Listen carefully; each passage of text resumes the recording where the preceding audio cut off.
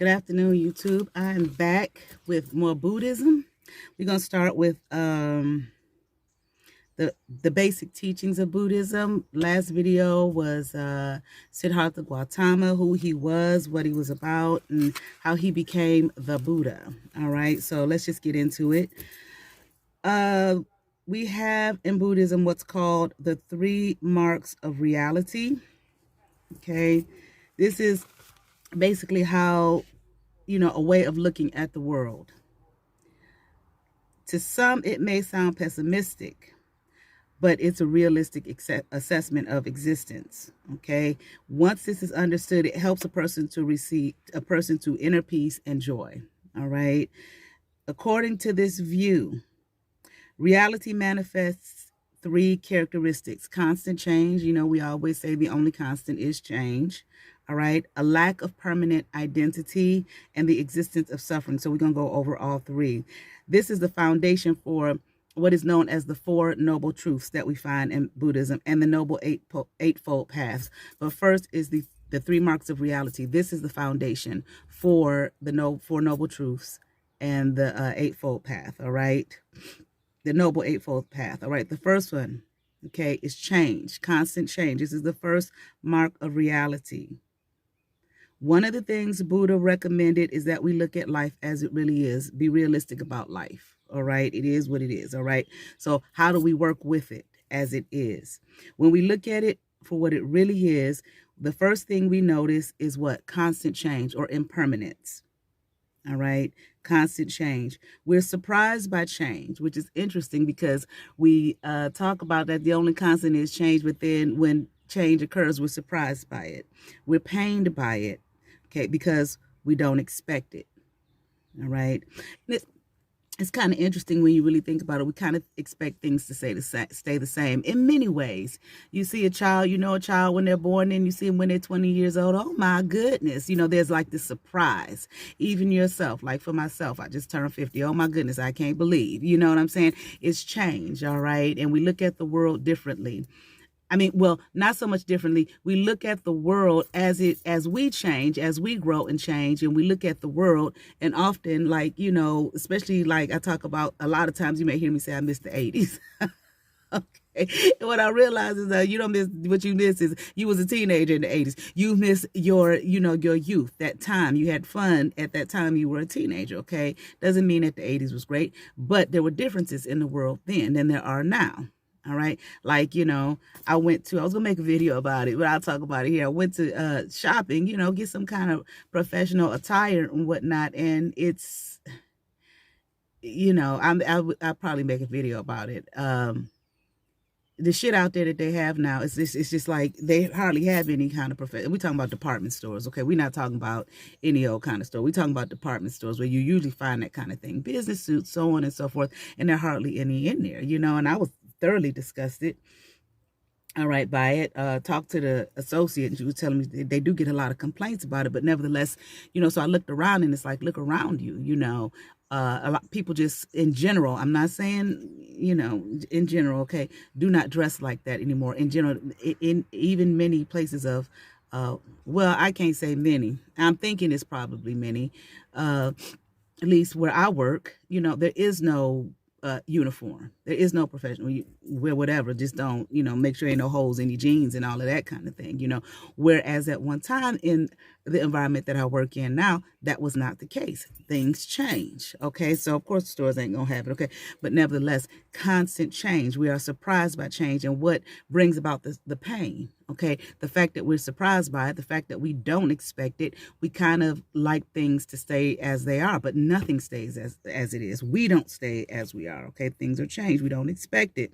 But the fact is, nothing we experience in life remains the same. Nothing.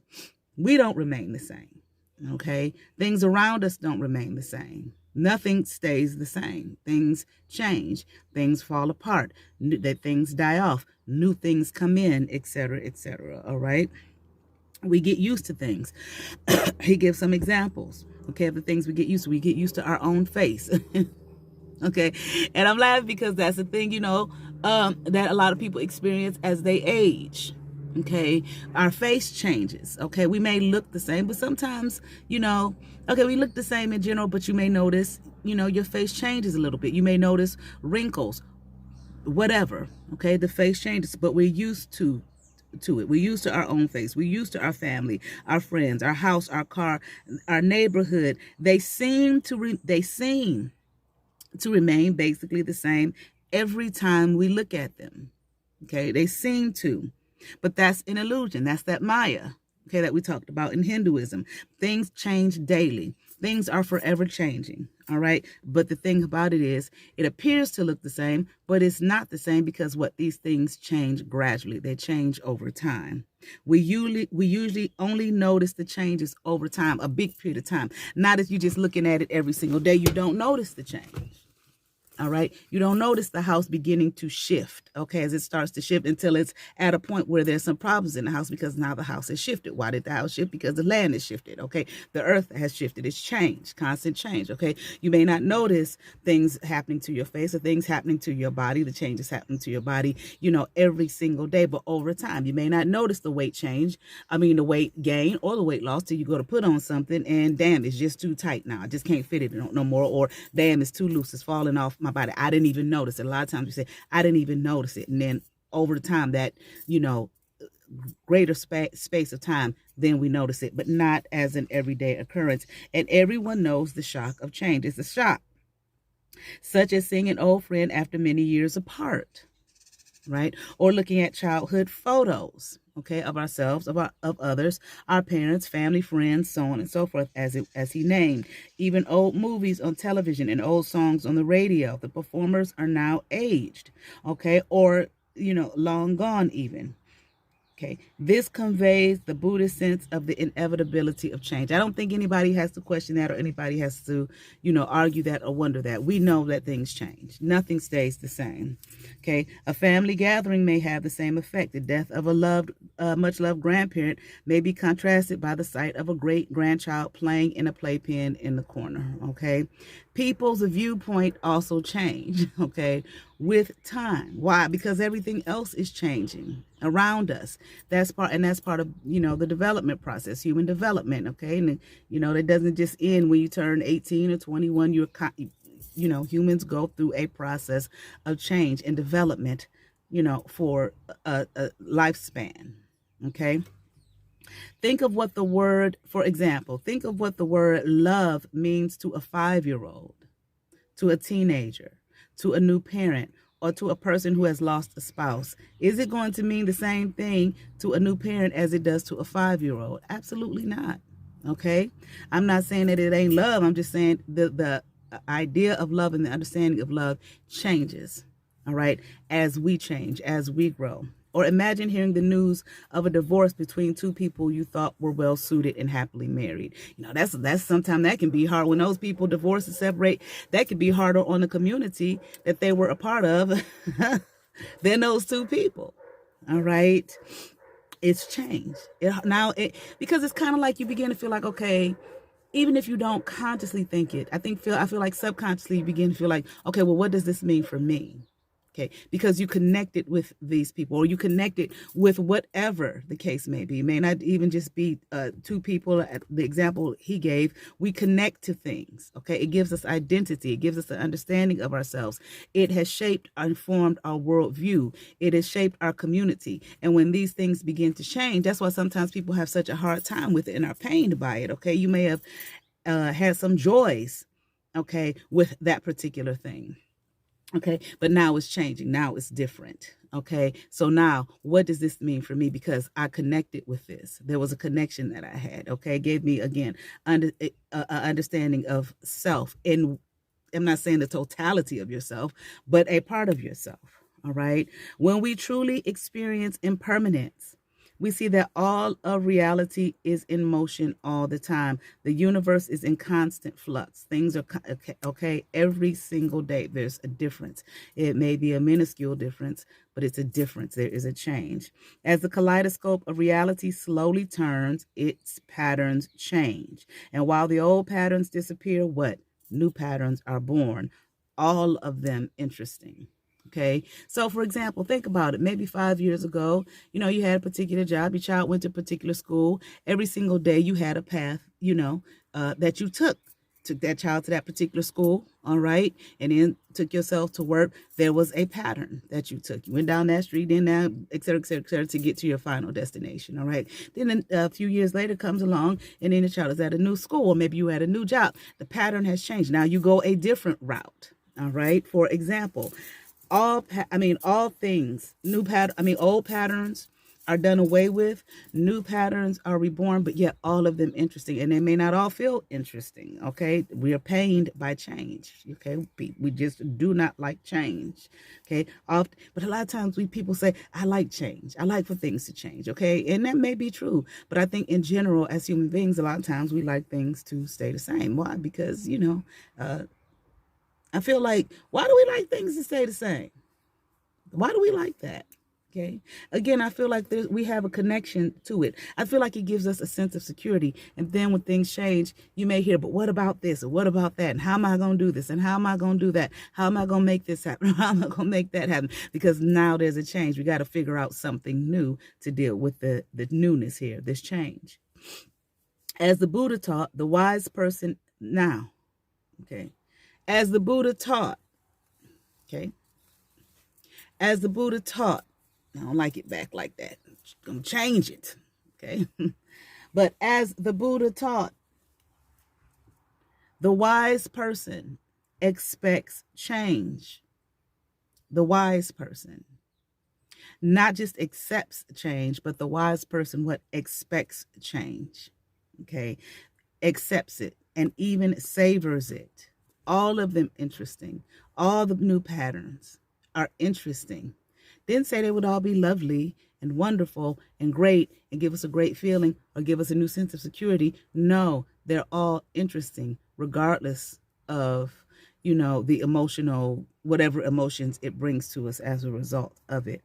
But expect it. Why expect it? Because we know that. Why not expect it? Expect change. Okay. I'm not saying, I don't think it's saying expect it to be good or bad or anything like that, but just expect that change is going to happen. Expect that change is going to occur, because that's the reality of life. Things change. So that when it happens, okay, remember, what did he say over here? We don't expect it, which is often why we're pained by it. Okay. And I don't think that it's saying necessarily that even if you're in this place of expectancy, that you might not be pained by it. Okay. There may still be some pain, but at least you are in a place of expecting it, therefore allowing yourself to be in a space of accepting it and even savoring it, understanding that, well, this is interesting. Okay, this is an interesting thing here. All right. The wise person might also reflect that just as pleasures do not last forever, neither do sorrows. Okay, which can be a peaceful thing. Right. We understand that, like I did with that video when I was talking about moments. It's just a moment in time. All right. It's not permanent. Nothing is permanent. Okay. Those happy moments, no, they're not permanent. But guess what? Those sad, depressing moments, or whatever the case may be, all right, is not permanent either. Understand that. That can bring, I feel like, some solace and peace when one understands it won't always be this way. Okay. Just a change that I got to go through. All right. All right. Because I feel like we go through a series maybe of emotions. I don't know whatever else and how to define it right now, but a series of, emotions when change comes, trying to figure out how we are going to adapt to this new change, trying to figure out where do I fit in this new change, and trying to find how we connect to it and how we find security in it. Okay, I think it's very important for human beings to want to feel secure. All right. Now, let's go to the second mark of reality. The first mark of reality is change. The second mark of reality is no permanent identity. Okay. The Buddha urged people to abandon what? Egotism and fixation on material objects. Well, why? Because the shit is going to change. You understand what I'm saying? Expect the change, accept the change, it's savor the change. It's a material possession. If you're going to change, in hell, the thing is going to change, all right? Related to this, he denied the existence of permanent identity of anything, okay? Nothing There's no permanent identity in anything. Okay. Why? I mean, experiences even change us. Okay. What we once were. Okay. Our worldview, our points of view, how we looked at things, our understanding of things, our circumstances, which shaped our understanding of things and shaped our worldview, so on and so forth, changes. All right. No permanent identity. So we even change. Okay. It's just going to happen. Your viewpoint is going to change. All right. And maybe not in totality, sometimes in totality, but maybe certain aspects of your viewpoint is going to change. All right. Thus, the second mark of reality is that each person and each thing is not only changing, but is made up of parts that are constantly changing. All right. Let's look at that here. This is called no permanent identity. In the case of people, it is called no permanent soul or no self. Interesting, right? No permanent soul, right? The Pali term is anatta, and in Sanskrit, it is anatman or no atman. Okay, remember we talked about atman in Hinduism? Let me see if I can find it. Did we talk about that in Hinduism? I'm pretty sure. Yeah, Brahman, Atman. Okay, so this is here we finding different. Let me eat my banana.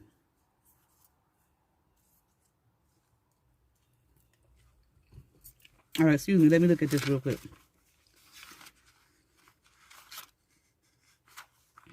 Okay. What was Atman? The divine reality Brahman was the divine reality at the heart of things, the external. Atman was the internal. Okay. That is divine and holy and timeless. Okay. But this is within. So now we're talking about the within. We are talking, I'm trying to get this light off. We are talking about, excuse me, the self. No permanent soul. No self. Okay. This is interesting here. All right. Okay. The Buddha refused to accept the Hindu notion of timeless, unchanging reality. Okay. Here we have a difference with Buddhism and Hinduism. And remember, Buddhism came out of India. Okay. Where we find at least it looks like the origins of Hinduism.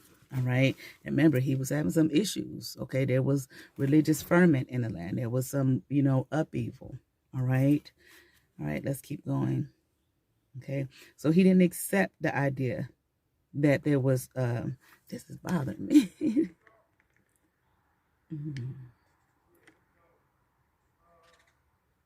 Okay. I don't like that light on my face like that. All right. Let me see.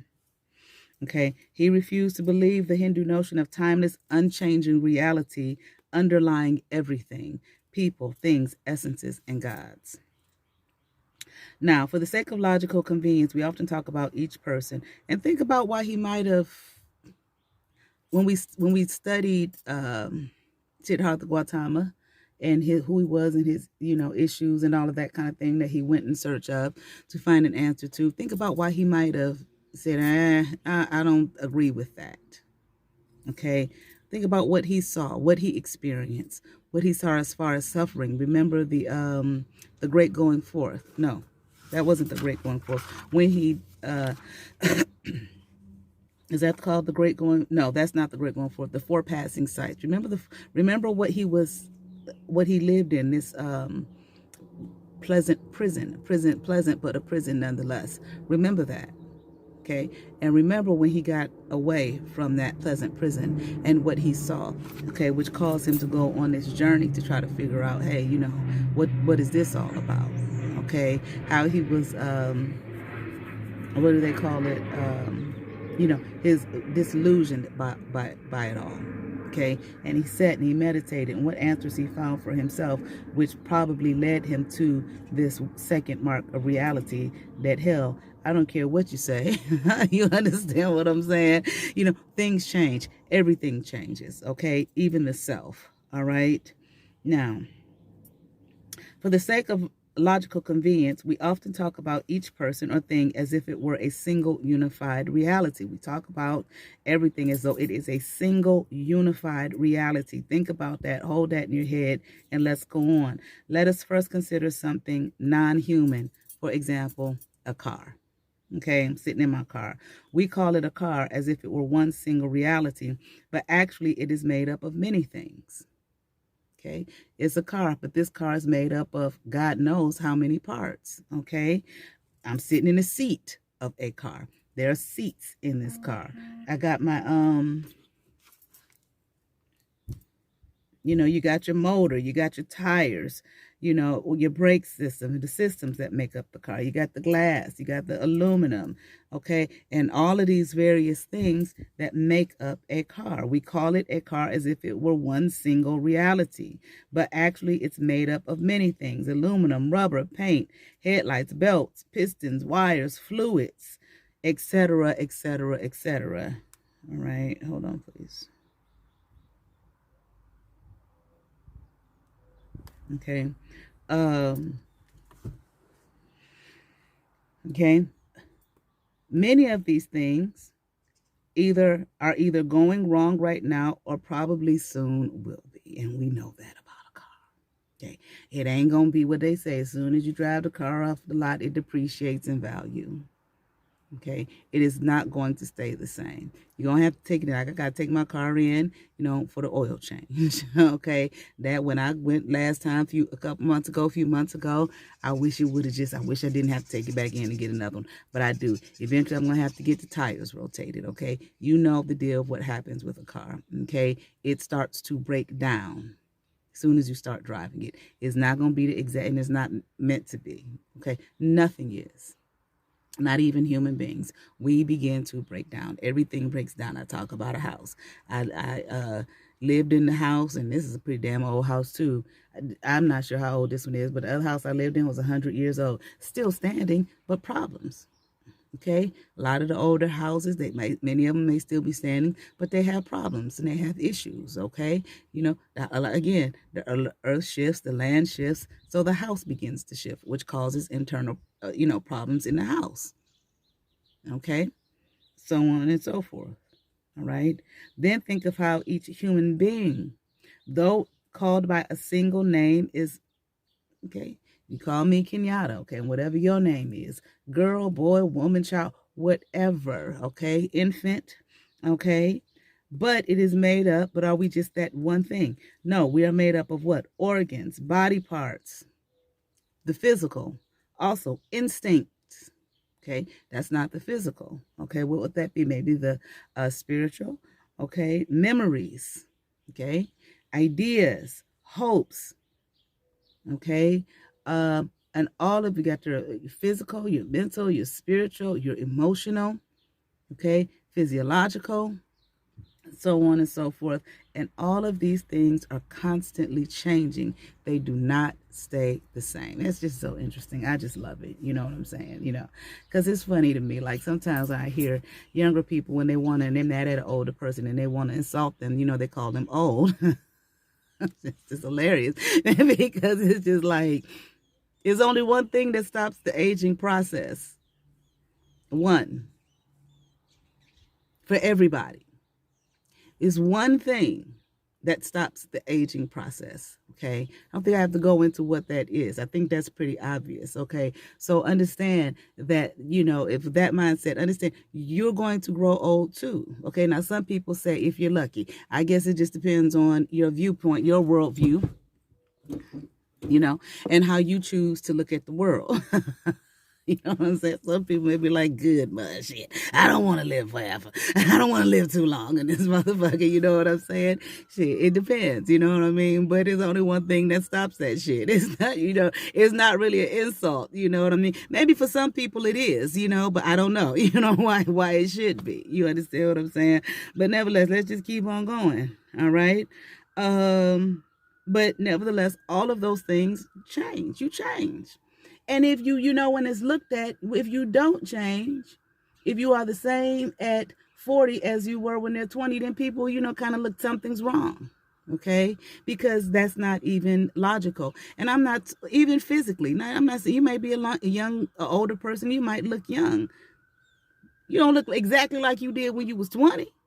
Okay, and I don't like to say look young. I say vibrant. Vibrancy. Okay, a lot of times we equate that with youth, so we'll say look. They look young. No, I'm talking about for me. You call it whatever you want to call it. I'll say they're vibrant. They have a vibrancy, but do they look the exact same way as they did when they were 20? Hell no. You may look at them and tell them, oh, you look very young. You look like you probably like 30 or something like that, and they may say to themselves, hell no, I don't. I might look youthful, or I might look young, or I might look vibrant, but I don't look like I did when I was 30. And of course, that person may not be saying to you, you look like you did when you was 30. They didn't know you when you was 30 or whatever. And even people that know you, who look at you as a girl, you look the same, But in other words, but they see that vibrancy that you have. Okay, because hell no, you don't look exactly like you did when you was 30 years old. Okay, there's some changes. Some things have changed. Now, that don't mean you walking around, with a cane and all of that type of thing, and you look, like you about to fall apart. No, that's not necessarily what's being said either. All right, but you change. Your physical self changes. You notice some of the changes in your body. Okay, things don't feel the same. Things don't necessarily work the same. I didn't say better or worse. I said the same. All right. Consider also one's self-perception, how you see yourself, how you think about yourself. It says, I naively think I am the same person from day to day. Okay. We think we're the exact same person from day to day. And sometimes, sometimes as you hear some people, when they get older, you even hear them say, I'm glad I'm not the same. Okay, for whatever reason. All right, it will vary from person to person. All right, I naively think I am the same person from day to day. Even if I get a haircut or lose weight or see a film, I think I'm the same. But if I recall myself, here we go, at age 10, and then compare that person with who I am now, I seem now to be someone quite different. That's not a bad thing. Okay. I know I used to be, I don't know about now, but it used to, people look at you, you may see an older person, maybe in their 50s or 60s, something like that. And a man or whatever, you see him still trying to do what he did when he was 15 or when he was 20. People kind of, laugh at that. It's just like, grow up. You're not the same person. That might look great on you. That might look good on you at that time. That's who you were. That was appropriate for that age. It is no longer appropriate. So even those outsiders, those outside of you, know and understand that you're trying to be the same, but you're not the same. Why? Because we change. Everything changes. Okay, this is what is being said here. All right, to the Buddha, and you would not want to be. Why would you want to be? Why would you want your self-perception to be the same as it was when you were, I don't know, 10 or 15 or 20, and you're now 60 years old? What happened to this 40 years of life experience? Where is it? Where did you have it at all? And if you didn't, society tends to look down on that. That's a problem. Why didn't you? Or why didn't you take those experiences and adapt them to, accept it? Some things, are difficult for people to accept. Hold on. Again, what did he say? We are often pained by change. Hold on, please.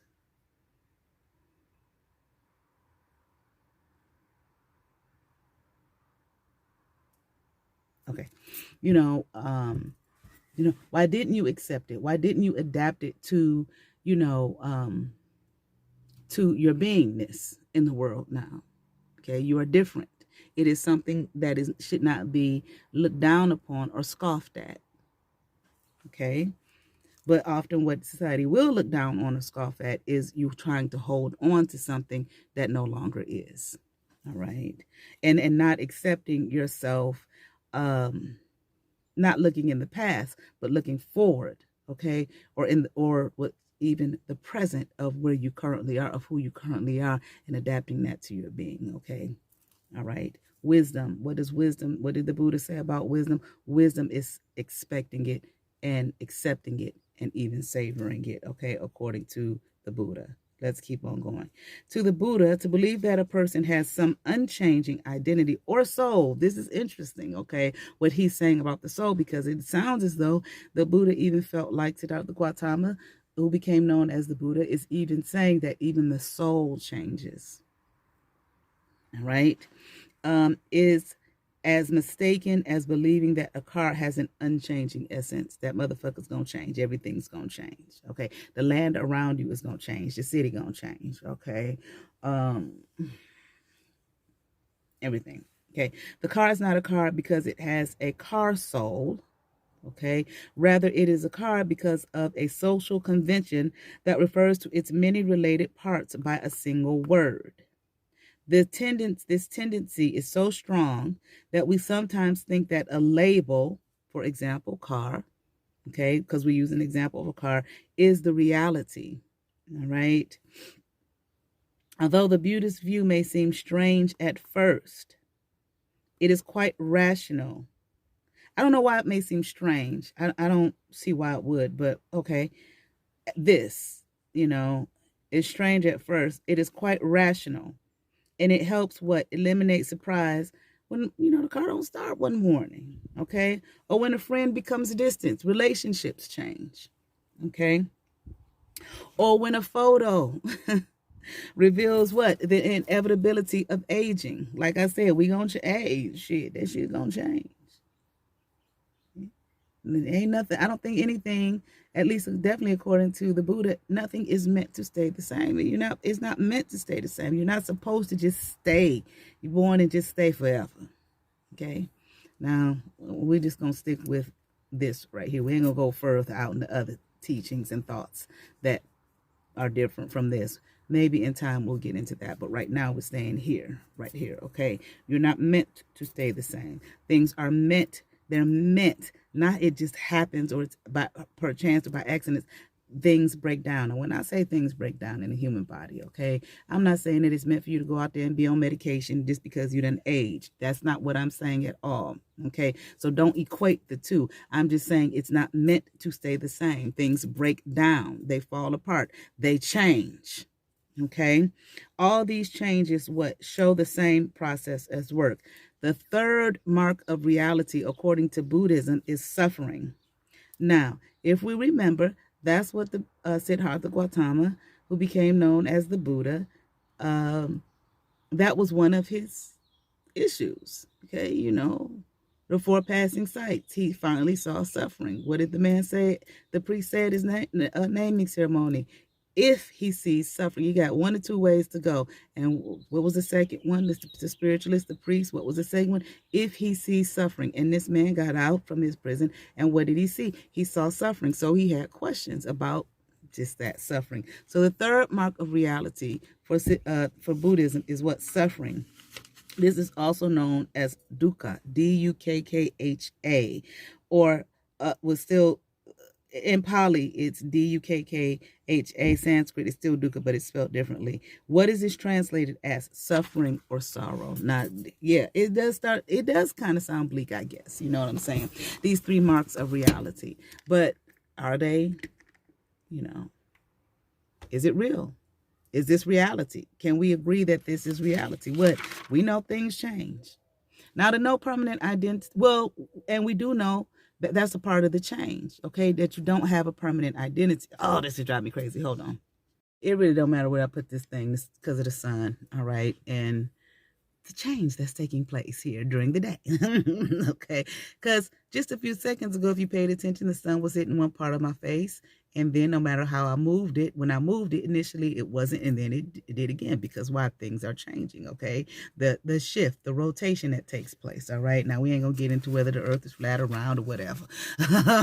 Okay? We do know that the shit shifts and changes. All right? But anyway, all right. Okay, suffering and no permanent identity. I think the one thing that may be questionable here for some is this no permanent soul, that the soul, okay, changes, all right, or is different.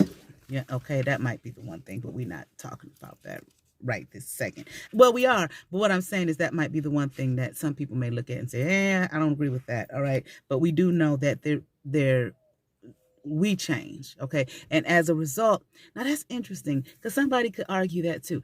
As a result of us changing, okay.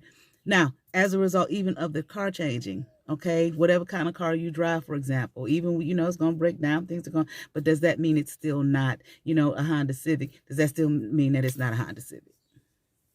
You get what I'm saying? All right. Even though, I change, you change, whoever may be watching this, does that mean, no, that I'm no longer Kenyatta?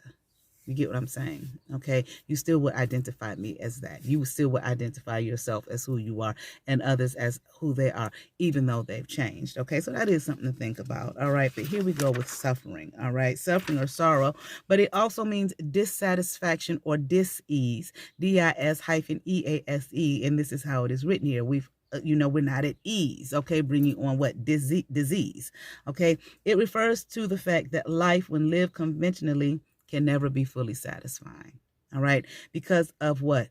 It's inescapable change, okay? So can we, I didn't realize I hit the stop button. That's okay. I'll mesh it together, edit it together, okay? So because of that, okay, okay, when we live conventionally, again, we can never be fully satisfied because of its inescapable change. Okay, let's get into this. Even in the midst of pleasure, we often recognize what? That pleasure is fleeting. Once again, it ain't gonna always be, a pleasant thing. Okay, we often recognize that pleasure is fleeting. Okay, for example, even when all the bills are paid, what? Okay, and feel great. The bills paid. I got all the bills paid this month, April. But guess what? We know in May that shit is gonna come. Them bills is coming right back, okay? Even if you paid off some bills. I done paid off my Discover. I done paid off my American Express. I done paid off my Macy's bill, okay? But guess what? The light bill gonna come. The gas bill gonna come, okay? The car note is gonna come, all right? Whatever, whatever, okay? The mortgage, the rent, the bill is gonna come. They're gonna keep coming month after month after month. Here we are living a conventional life. This man did not live a conventional life.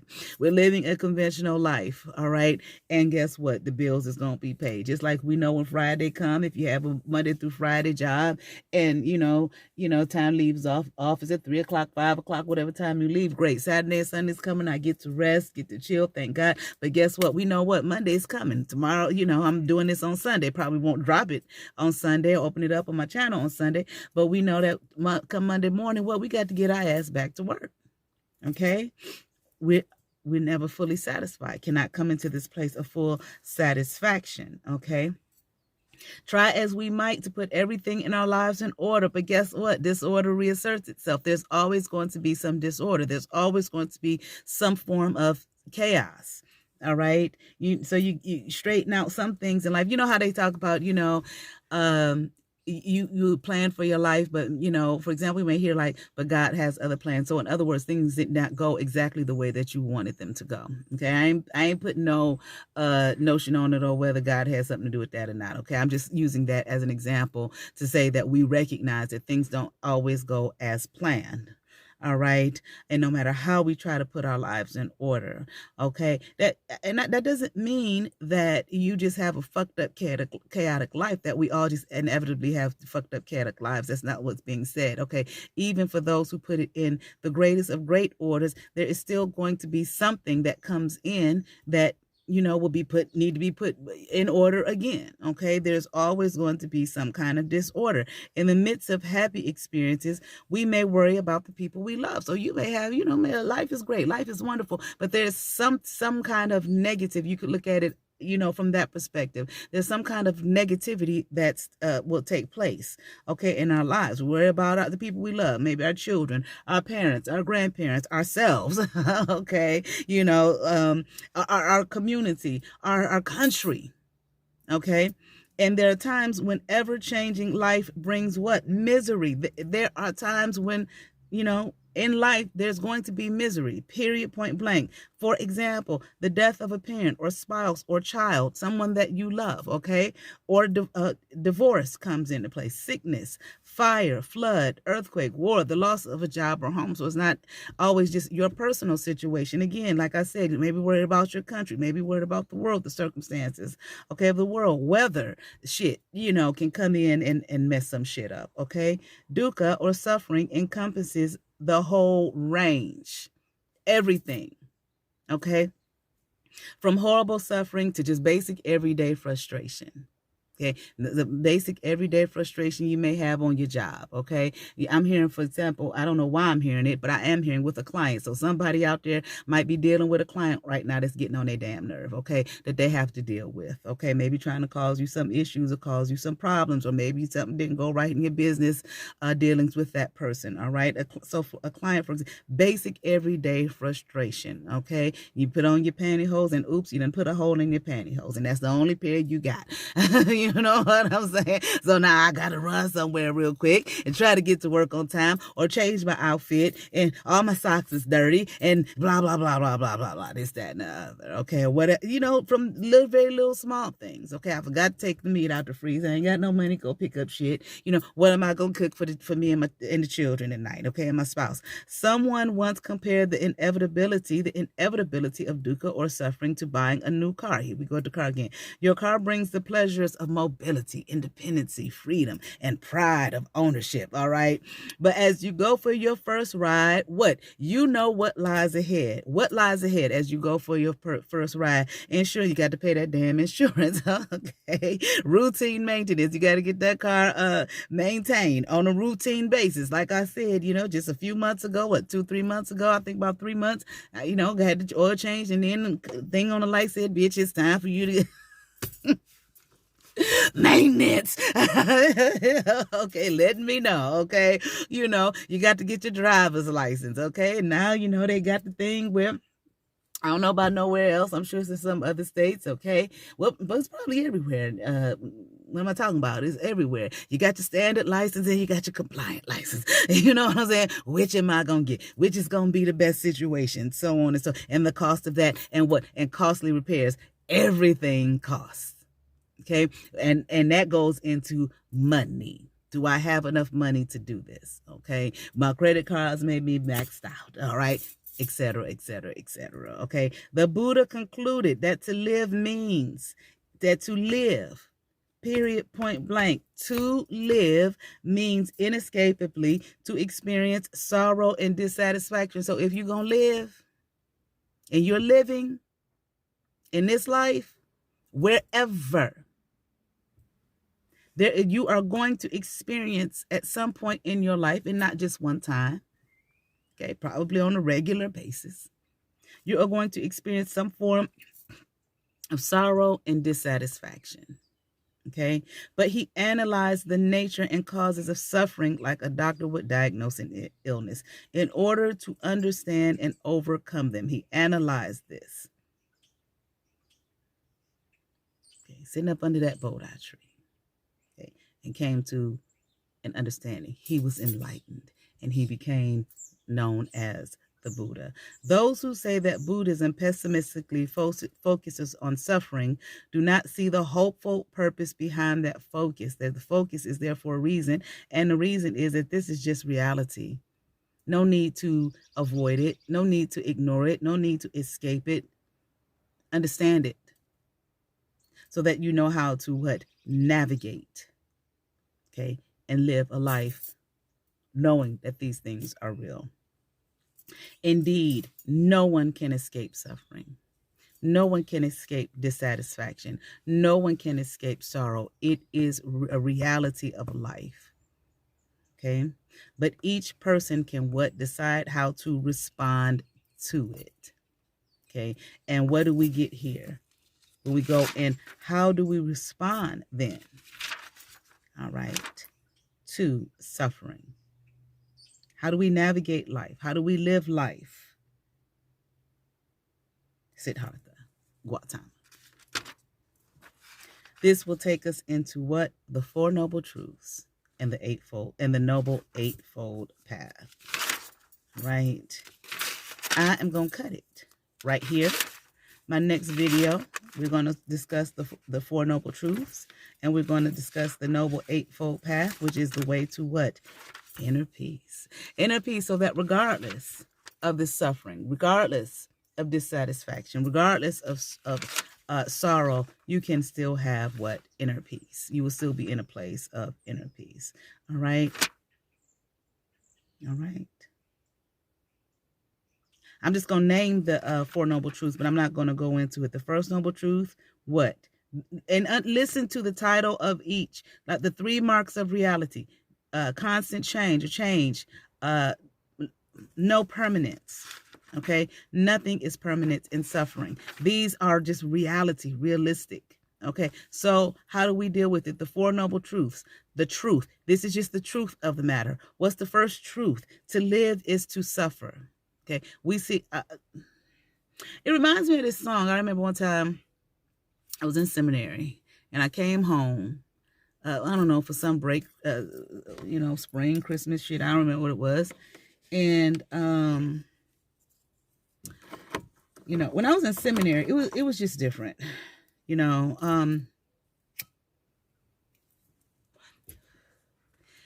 not Bible college,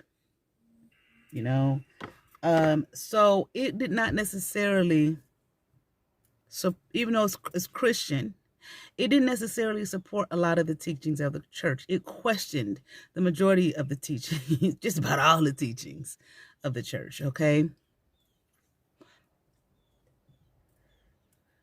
I remember like one class I went to, my very first class, it was something like, what was it called? Maybe Introduction to Christian History. Something like that was the name of it. That's what the class was about, if I don't have the exact name, because it's been a long time.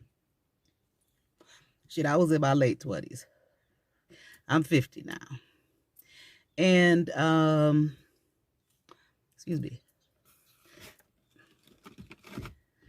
Smoked it all the way to the end. But anyway, I remember like my second week of class. And I was sitting there feeling like I was about to lose it because everything that I had been taught in church, now I didn't necessarily go into seminary with an expectation that what I was being taught in church, I was going to be taught in seminary. I didn't know. I just went in like a blank canvas, but I didn't expect either so much of the things that I was taught, in the church, from my Christian background. I didn't expect so much of it to be put in question and challenged, okay? And challenged with facts, okay? Because like whenever I would teach my classes, Introduction to Religious Studies and definitely Comparative World Religion, I said, this is being taught from an academic setting. So if you're expecting that what you're going to get in here is what you get, at Bible study and in your temple, your church, your mosque or whatever, if you're expecting that, either, this is not the class for you, or understand that it's not. It will actually challenge or even go against those things that you were taught, because it's not being taught from a faith perspective. Faith, believe, the evidence of things not seen, okay, and things hoped for. No, that's not what this is, So, but, I wasn't told that information, you know what I'm saying, when I went, when I was sitting in class in seminary, so the second week I was like, oh my God, in that class, because we're talking about Introduction to Church. That's what it was, not Christian history, church history, Introduction to Church History.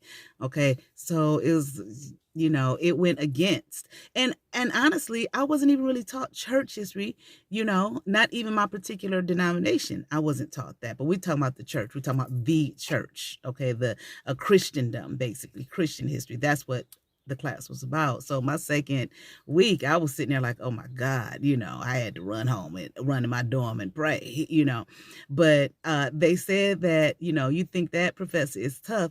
The professor who was there before the one that I had, he had retired. First day of class, he would take the Bible and just throw it out the window or throw it in the garbage can. And I know that may seem extreme, but basically he was saying to them what I was saying to my students. You can forget it. This ain't what you're about to learn in here. You know what I'm saying? I don't even know why I went off into that. just now. I had something in mind that I was going to say, but I can't remember right this second. Maybe it'll pop up. Okay. But so nevertheless, all right, let's get back to this. So the first noble truth basically is to live is to, I can't remember why I went off into that. I had a point that I was trying to make, but I can't remember. Okay. But nevertheless, to live is to suffer. Oh, that's right. So when I came home that one time for whatever the break was, this woman got up to sing the song right before, the bishop preached the sermonic, what they call it, whatever they called it, honey. I can't remember what she was saying. Okay. And it was a hymn, I think it was a hymn, but I remember her just belting out, if I suffer, then I will reign. If I suffer, then I will reign with Christ, And I remember thinking to myself, because, man, I've been in seminary, that was probably like my third year. And I remember sitting there looking at her like, what? You know what I'm saying? And I know she was just singing the song, that had already been written, but with the way she belted it out and everybody just say, man, praise the Lord. And I was just thinking to myself, that's ridiculous, because this is, from one indoctrination to another indoctrination. Okay. But anyway, so I was about to say, I think that's a scripture somewhere. I hear her singing that song now, but I'm not about to try and sing it for you. And all I remember is that line, if I, suffer, then I will reign, with Christ or whatever. But anyway, because sometimes I point out when I'm doing these teaching here, I will, think of a scripture will come to me, and that coincides with these Eastern philosophies. So I believe there is something in the Bible about suffering, when we know it's a lot in the Bible about suffering, but I'm thinking in, a positive light, that if, you come through with this idea that if you suffer, then in other words, basically what she said, you will, you reign, like it's a good thing. All right. I'm not saying it's good or bad at this point. I'm just giving you some experience of where I was at that time. All right. But the first noble truth, to live is to suffer. The second noble truth, suffering comes from desire. Okay. The third noble truth, to end suffering. If you want to end suffering, then what? If it comes from desire, then what do you need to do to end suffering? And desire. And the fourth noble truth is release from suffering is possible and can be attained by following the Noble Eightfold Path. All right. Noble Eightfold Path is the way to inner peace. Next video on Buddhism, that's what we're going to talk about. All right. All right. Y'all be blessed. I am, by the time I put this up, I'm going to have my Patreon ready. All right. I'm going to have 2 tiers. All right. One will be on, well, probably 3 tiers. Okay, the first one just, just support. The second one is going to be on readings, okay, from Aries through Pisces, all right, and maybe some general readings occasionally. And the third one will be some meditation. Like I told you guys before, I was a certified hypnotherapist. I had a business here as a hypnotherapist, all right. Basically, it's just guided meditation. All right. Basically, it's the same damn thing. If you are wondering, all right, it is. All right. So that will be the third tier. All right. So by the time I get done, by the time I post this, my Patreon will be open for a affordable price. For those of you I've had some get in contact with me, remember my tarot channel, and about some readings. Okay. But you can also check that out. All right. All right. Y'all be blessed. We're still reading ISIS papers. We're almost finished with that. You can check out my website at kenyattasintuition.com, or you can email me at kenyattasintuition@yahoo.com. All right. Y'all be blessed. Peace.